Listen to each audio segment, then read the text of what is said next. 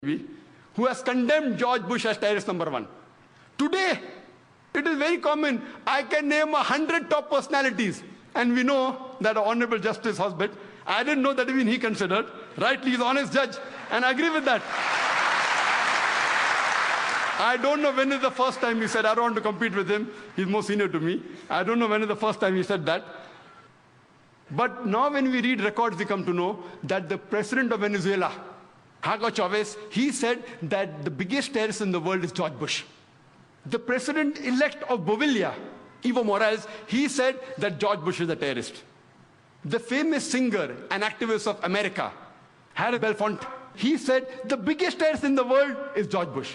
An MP in UK by the name of George Galloway, he said the biggest terrorist in the world is George Bush. And he said that the blood that is there on the hands of George Bush and Tony Blair is much more than the bombers who have done bombing in London. And when you have asked, he said, it will be justified. George Galloway, who's MP in UK, he says, it will be justified that if a suicide bomber goes and attacks and kills Tony Blair without injuring any other innocent human being, that suicide bomber will be justified. Who said that? George Galloway.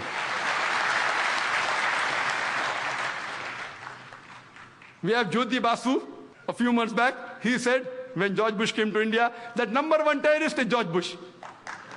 Everyone says that, but the Indian government wants to invite him. For what? So that we learn the art of terrorism? Recently, a couple of days back, it was a news article in the newspapers that the Nobel Prize winner Betty Williams, she said that she would love to kill George Bush. She would love to kill George Bush, which I differ. After one of the talks in London, which I gave on jihad and terrorism, there was a youngster Muslim who said that Allahu Akbar, death to George Bush. There were many non-Muslims there, and my full talk, the impact went down. So I told him, if you see the history of a beloved Prophet Muhammad Sallallahu Alaihi Wasallam, Prophet Muhammad, peace be upon him, he prayed to Almighty God. There were two Umars who were staunchly against Islam. He prayed to Almighty God that at least let one of the Umar get daya, they become Muslim, so that there will be a help for Islam. And we know the second Caliph of Islam, Hazrat Umar, radiallahu anhu, may Allah be pleased with him, he accepted Islam.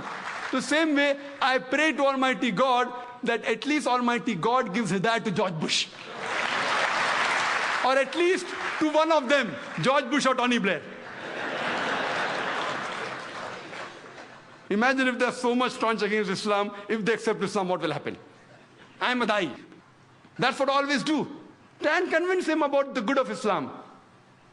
People tell me, Brother Zakir, you travel throughout the world, don't you have problems? Alhamdulillah, summa alhamdulillah, Allah's help.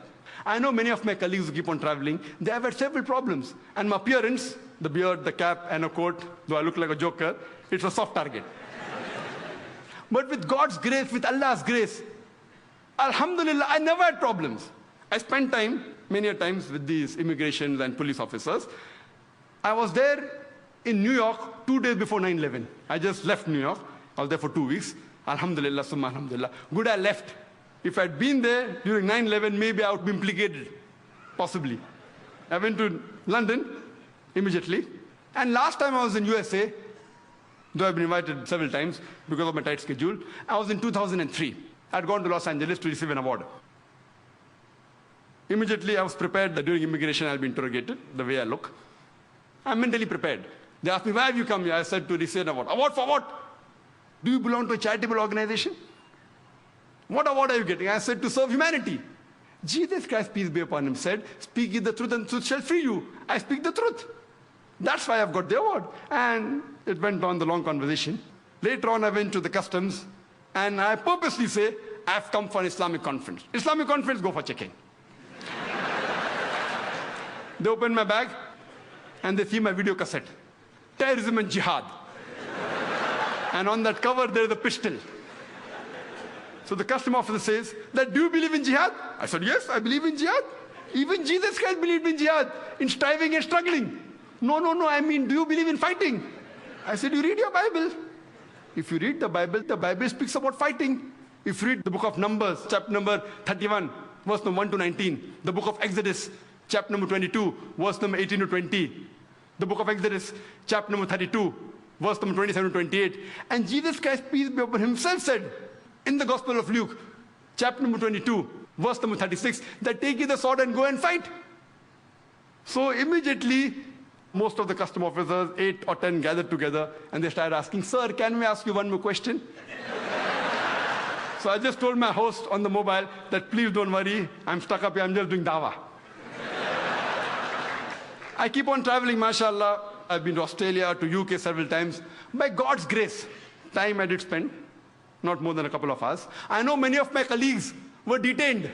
Many of my colleagues mean my speakers. I'm not talking about my Bombay speakers.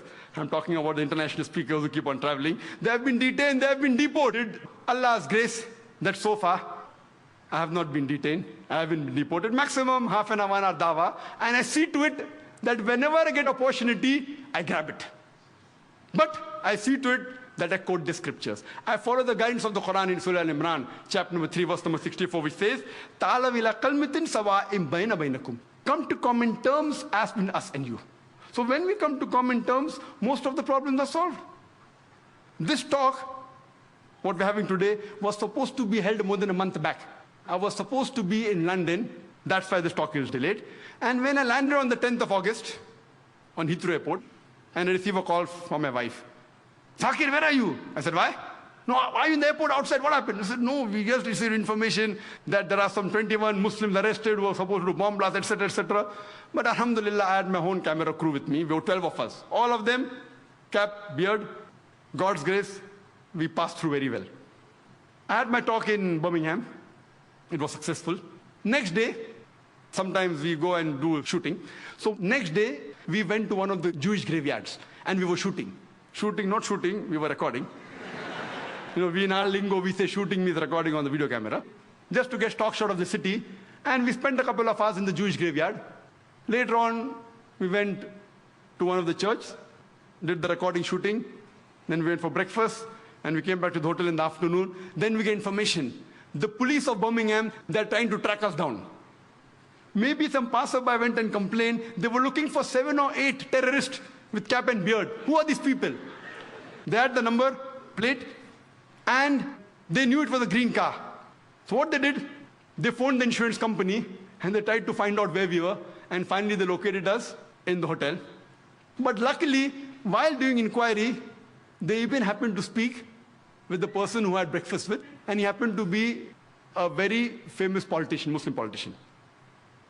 So when the chief of that area, of that police station, spoke to him, that, you know, we're looking for these terrorists. He said, what nonsense they're talking? Do you know, 2 months back, I had given a DVD of a person by the name of Dr. Zakir Naik. He said, yes, he's the same person. Oh, same person. Problem solved. The passerbys who had reported, you know, beard is dangerous. Beard, cap, dangerous. You have to be careful. But again, God's help, Allah's help, and I'm safely back here. Otherwise, I wouldn't have been here to give the talk. We Muslims should not be afraid. We should speak the truth, but with hikmah. You have to be careful. Allah says in the Quran, in Surah Nahl, chapter number 16, verse number 125, "Udu ila sabili rabbika bil hikmah wal mau'izatil hasana wajadilhum billati ahsan." Invite all to the way of thy Lord with wisdom and beautiful preaching, and argue with them and reason with them in the ways that are best and most gracious. When we speak, you have to speak with hikmah. Now we realize, after seeing the scenario, that who has the monopoly on terrorism? And according to me, terrorism is a monopoly of the politicians.